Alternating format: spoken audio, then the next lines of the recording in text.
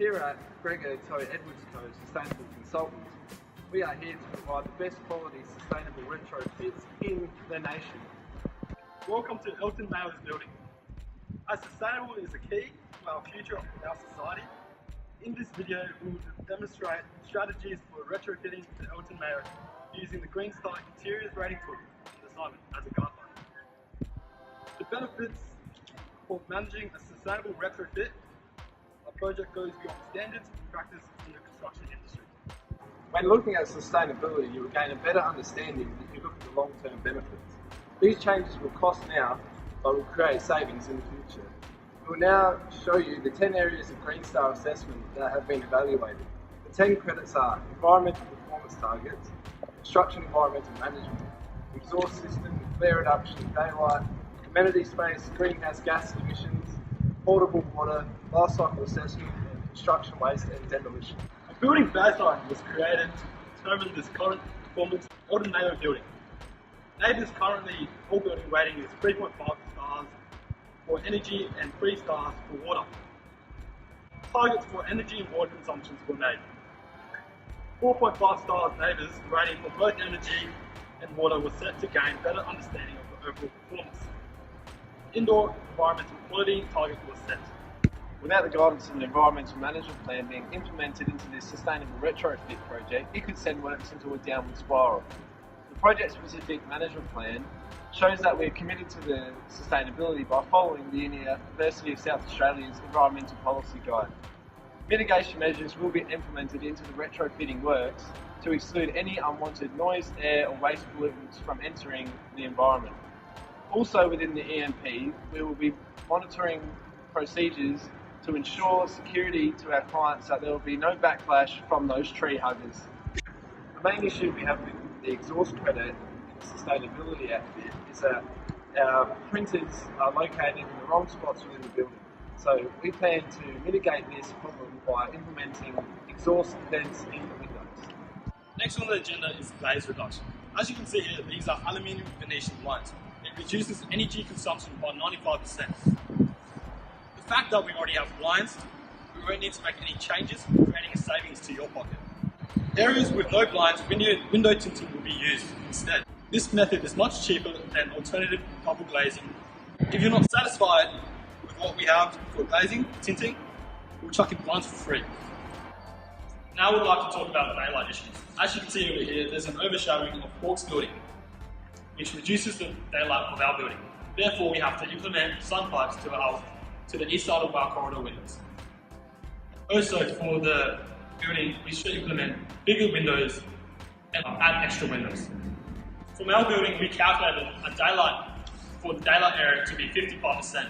By implementing and making the windows bigger, increasing the windows height, we achieved 62%, which was better than 55%. Within your building, it would be a good idea to let me show you the benefits of including high quality amenity areas and upgrading amenity areas that you already have. I will start with the social area.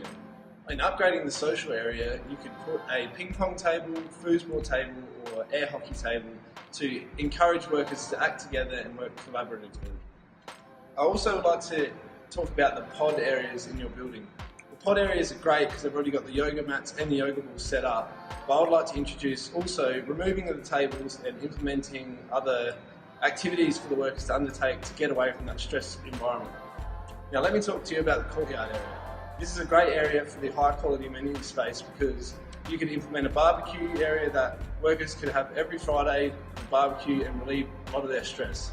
As you can see, the landscaping in this area has been adequately idealised to create a great area for workers to come out here, enjoy the environment and cleaner air quality. Now we'd like to talk about greenhouse gas emissions. Within the building, reducing the energy used for building will save a chunk of money. As proposed, IT equipment uses a lot of power. In fact, if left for one whole day, it uses approximately 874 kilowatt per hour per year. This is for one computer. A reduction of 75% of power usage for computers will be done. These power savings will include putting all powers into power saving mode. As well as this, where computers are used for extended period of time to be set to standard mode after no more than 10 minutes long. Fluorescent lights should be replaced with LED lights. Using 16 watts T8 LED tube with exchanging for 34 watts T12 fluorescent lights will save you approximately $26 per bulb. The LED lights are more efficient by 37%.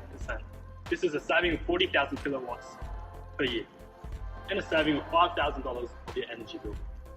Appliances are two styles in this building, therefore we need to replace it with more energy efficient appliances. Water is a strict guideline when it comes to South Australia because the Murray is running dry. So why have these old tap fixtures when you could have more water efficient tap fixtures? These water efficient fixtures will be for the bathrooms to reduce water consumption.